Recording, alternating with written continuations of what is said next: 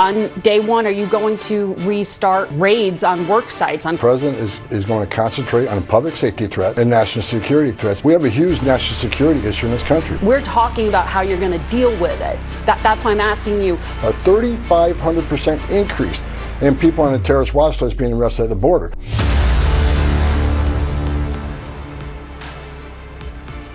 In this video today, Tom Homan dominates another fear-mongering CBS host. We're going to also show you why Trump was right about everything, and Chuck Schumer reminds us exactly what's wrong with the Democratic Party. These stories and more in this video, but let's start with what Tom Homan had to say. I'm just trying to measure success going forward.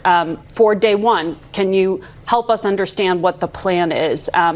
You know, a number of industries in this country hire undocumented workers because they are cheap labor. On day one, are you going to restart raids on work sites, on construction sites? The President Trump's been clear, as I've been clear from day one, that the President is going to concentrate on public safety threats and national security threats. And have you heard from your previous segments, we have a huge national security issue in this country. The southwest border has become the biggest national security vulnerability we've seen in this nation. FBI Director Wray agrees with me. We know there's people in this country who pose a national security threat. They've arrested a record number of people on the terrorist watch list, a 3,500% increase in people on the terrorist watch list being arrested at the border. We got over 2 million known gotaways. We know 2 million people crossed the border, weren't arrested, weren't vetted, weren't fingerprinted. So you got to ask yourself, why did 2 million people pay more to get away? Why didn't they pay less, turn themselves into Border Patrol, get a free airline ticket to the city of their choice, get a free hotel room, get 3 meals a day, get free medical? This is the same talking point they keep bringing up about this whole mass deportation.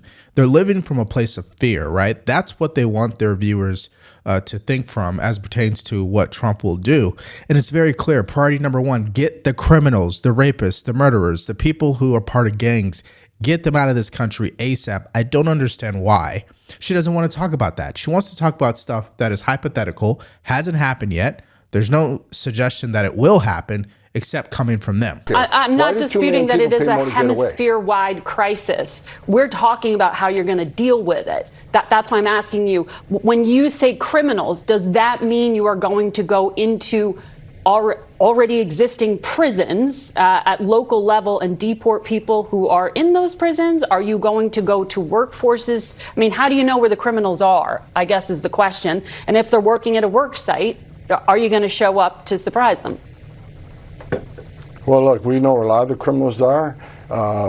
ICE they're great at this work. We know where some are, but they simply haven't been able to go arrest them because the Secretary of Mayorkas' priorities, it handcuffed ICE. My thing is this, what difference does it make where they go? Let's just get him out of there. You know, she's so stuck in the semantics of this entire conversation that she's losing sight of what actually matters. And this is why Tom Homan is the person that we need to take this whole matter very seriously. They're just so focused on the wrong things. It's very easy. Get the criminals. I don't care where they are. I don't care if they're in apartment complexes and jails and prisons. They're at your mom's workplace. Get them out. So not only are they focused on these hypotheticals of what could happen during this whole mass deportation process, but they're still obsessed about Trump, what he had to say about that New Orleans terrorist attack. And here is Mayorkas sharing his thoughts about what Trump said. One of the things we saw in the wake of the New Orleans attack, former President Trump immediately went on Truth Social and talked about open border policy leading in some ways, suggested it led in some ways to this event. Of course, the perpetrator is an American citizen raised in Texas, but how do you respond to that overall argument? George, let me repeat what you said. The assailant who perpetrated the terrorist attack in New Orleans was born in the United States, raised in the United States, and served in our armed forces. It is not an issue of the border. With respect to the border, our highest responsibility, and one that we work to fulfill each and every day throughout the Department of Homeland Security, throughout the federal government, is the safety and security of the American people. That is what we have incredibly talented and dedicated individuals doing every day in their careers. I say this all the time. The problem with Mayorkas and their entire message to the American people is it has zero credibility. Just look at the results over the last 12 months. How many attacks, how many assassination attempts, I mean, how many things have continued to show that crime is on the rise, that people have crossed the border illegally, they're committing crimes, taking over apartment complexes, but they don't want to focus on those issues. They want to continue to do what they've done over the past 4 years, which is gaslight Americans and tell them, no, everything's fine. Your safety and security is our top priority. Yeah, but you guys have clearly used your resources to go after Trump. And instead, what you guys should be focused on is what the director of the FBI has already stated publicly about the increased threats here in America due to the increased amount of terrorists that have crossed the border. Listen to this. Do you know if there are active terror cells in the United States right now? Well, I think the issue of cells, and you and I were talking about that at the beginning of the show, are there individuals that are affiliated with ISIS and terrorist groups and organizations that have crossed the border and they're inside the United States? Director Wray, FBI director, has said so. We certainly have intelligence that says so. I agree with his assessment. Jim has also seen it. He's testified before our committee publicly of that fact. Those individuals are working in conjunction with ISIS with the intention of harming Americans. The director has said it directly. They are known to U.S. intelligence and law enforcement. And we are working diligently to try to take them down, to prevent them from doing so. And that's why the director is publicly saying such. And that's what the new administration is going to be handed. The fact that these individuals are here, that we need to locate them, we need to remove them, we need to bring them to justice and prevent them from doing harm to Americans. So I don't know how much clearer you can make that point, right? Because again, one side is focused on the character, the political narratives when it comes to Trump and the new administration, and they're not focused on why voters voted for Trump in the first place, which is, again, border security, the economy, inflation, crime, and safety. They don't want to talk about those issues, right? They want to focus on that narrative, and that's why they're going to continue to lose credibility. And just to show you an example of that, here's Jake Tapper once again focusing on Kash Patel and why maybe he's not a great fit as the FBI director. But remember, we need someone like that to clean up the politicization that has happened to the FBI. Watch this. I want to play some sound from one of those nominees, Kash Patel, nominated to be director of the FBI. This is what he said about the agency that's now charged with leading this terrorist investigation. The FBI's footprint has gotten so freaking big. And the biggest problem the FBI has come out of its intel shops. I'd break that component out of it. I'd shut down the FBI Hoover building on day one and reopening the next day as a museum of the deep state. And I'd take the 7,000 employees that work in that building and send them across America to chase down criminals. Go be cops.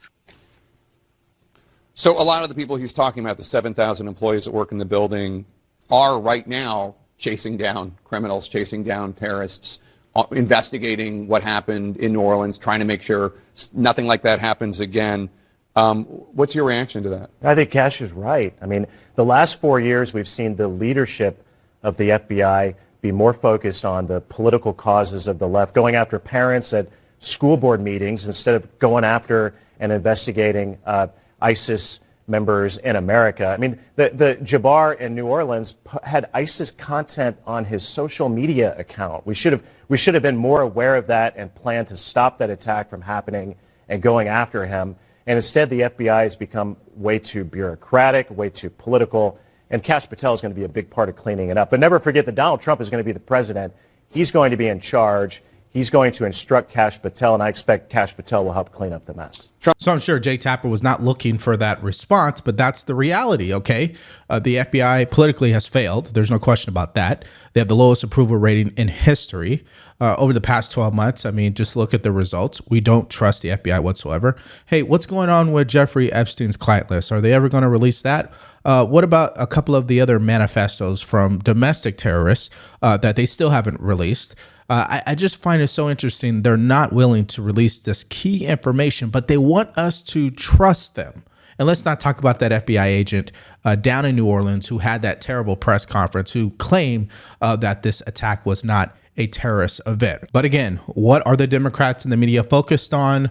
The idea that Trump and Kash Patel and Pam Bondi are going to get their retribution. They're going to target their political opponents and lock everybody up. And so the Senate Majority Leader was asked about that during his interview on Meet the Press. Are you certain that Kash Patel's priorities would be fighting crime, protecting national security, rather than settling political scores? I think that he understands what his mission would be if he is successful in getting confirmed to that position at the FBI. The FBI is an agency that I think is in need of reform and needs a good makeover, so to speak, and probably a good amount of house cleaning when it comes to just the perception the American people have of it. And these institutions that the American people need to have confidence and trust in, I think that confidence and trust is largely eroded, and there's an opportunity to fix that.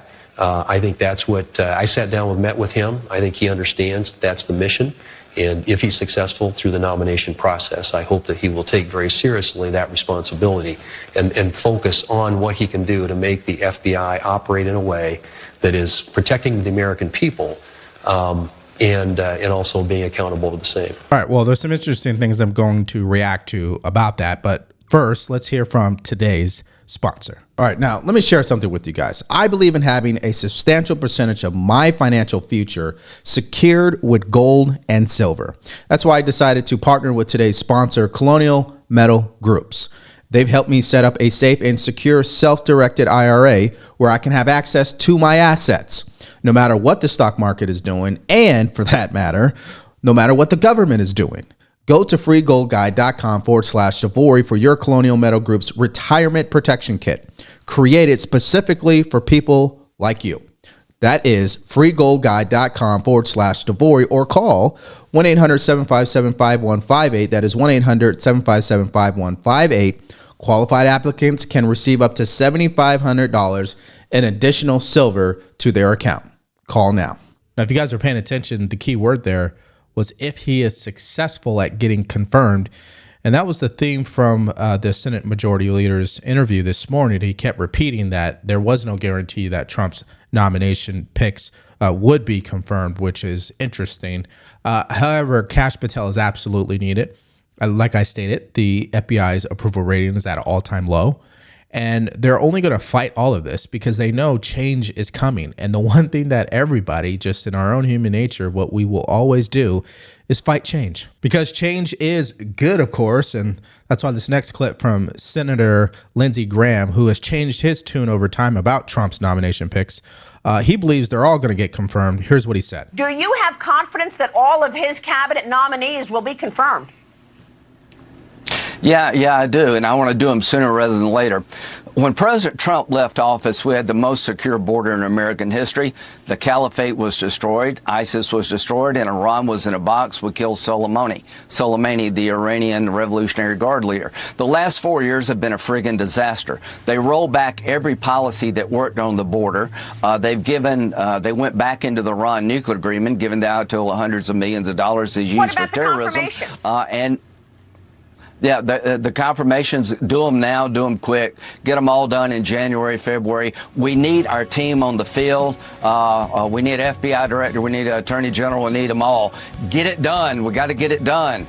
We're under attack here. We're at war. So you're prepared to vote for all of Trump's nominees then? I am ready to go. Bring them up. I'll vote. Let's get it done. Now, just as a refresher, just so you guys know, there's only been 3 times in history that the Senate rejected their own party's nomination. So I find it highly unlikely that will happen. This is all just political games, right? And they go on the TV and they say one thing, they do another, right? They talk a good game, they try to flex their muscles, but in the end, Trump is going to get what he wants. And we just saw that with the Speaker of the House vote when it came to Mike Johnson. You had quite a few House Republicans who were acting like they were not going to vote for him. But in the end, what happened? They voted for him. And that's why we always want to judge these individuals by what they do and how they voted versus what they say. And here's an individual who's a great example of that. Chuck Schumer, who called Trump Hitler and all these other things, but then was laughing and shaking hands with him at the Al Smith dinner. He was asked point blank about Joe Biden's mental acuity and all the times that he clearly lied about it. Here's what he had to say.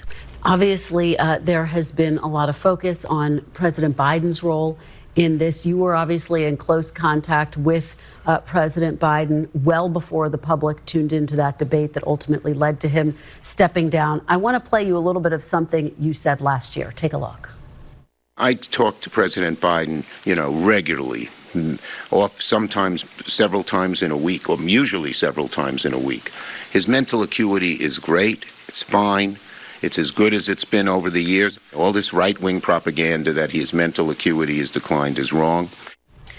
Leader Schumer, what do you say to Americans who feel as though you and other top Democrats misled them about President Biden's mental acuity? Well, look, we didn't. And let's look at President Biden. He's had an amazing record. The legislation we passed, one of the most significant groups of legislation since Lyndon Johnson's Great Society, putting in 235 judges, a record, and he's a patriot. He's a great guy. And when he stepped down, he did it on his own because he thought it was better not only for the Democratic Party, for America. We should all salute him. We should all salute him. Do you feel, as we have this conversation today, that President Biden could serve another 4 years had he stayed in the race and potentially won?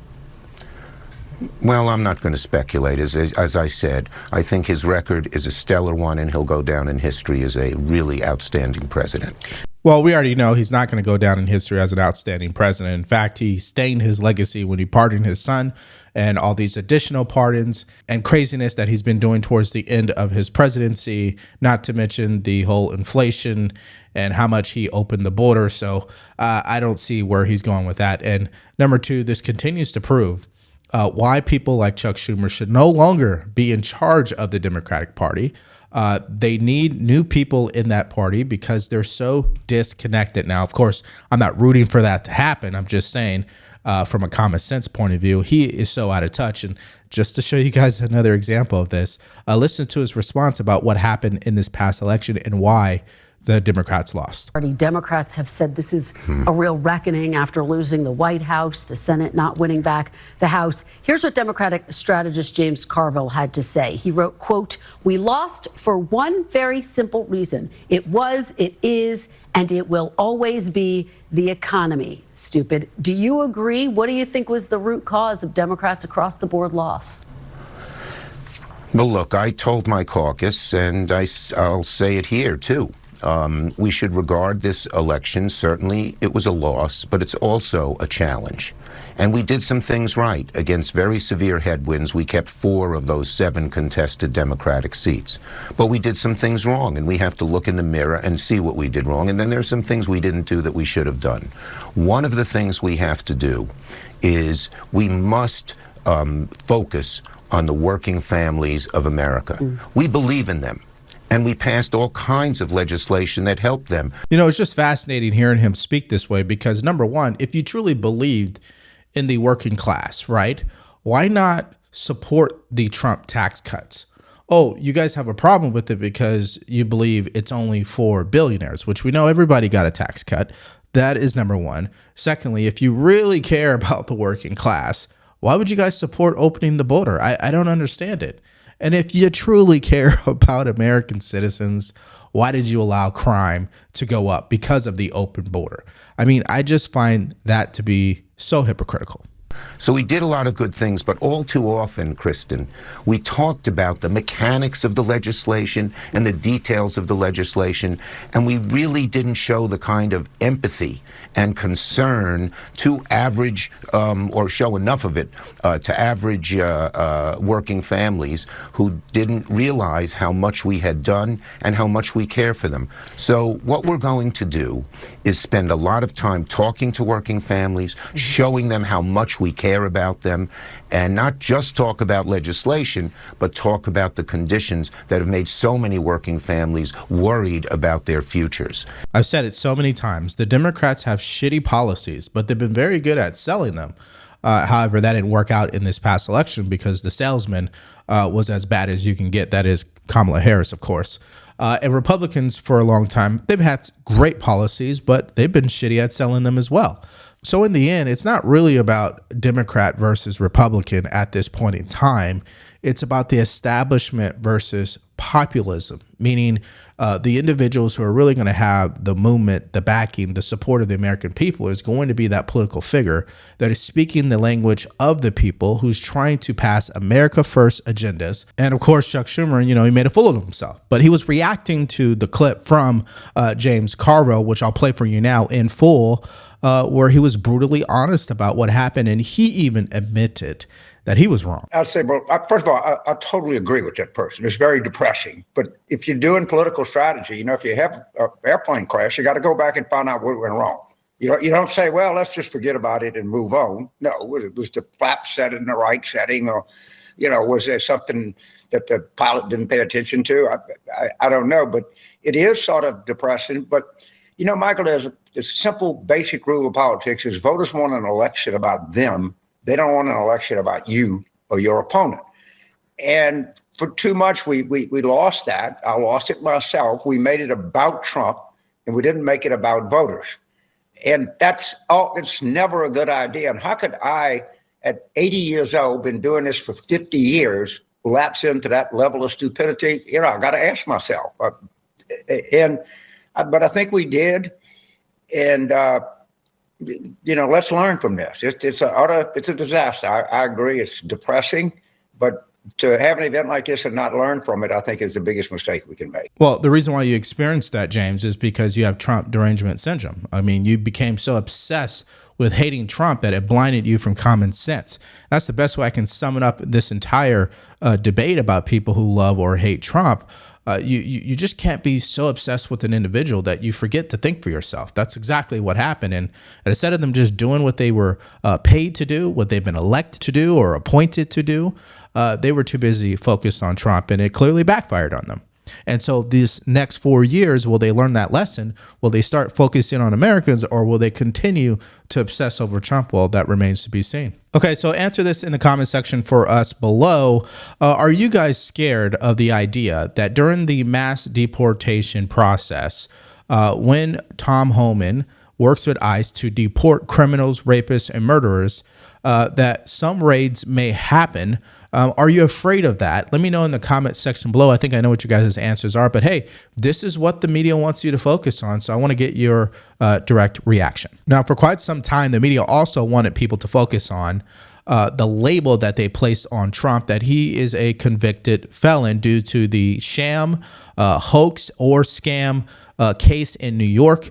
Of course, he's going to be sentenced on January 10th. He will not serve any jail time. We know that. However, that didn't stop Trump from waking up in the morning and going off on Judge Merchan. And there was plenty of stories from yesterday. So if you guys want to check out that video, all you have to do is click on it because it's coming up right now.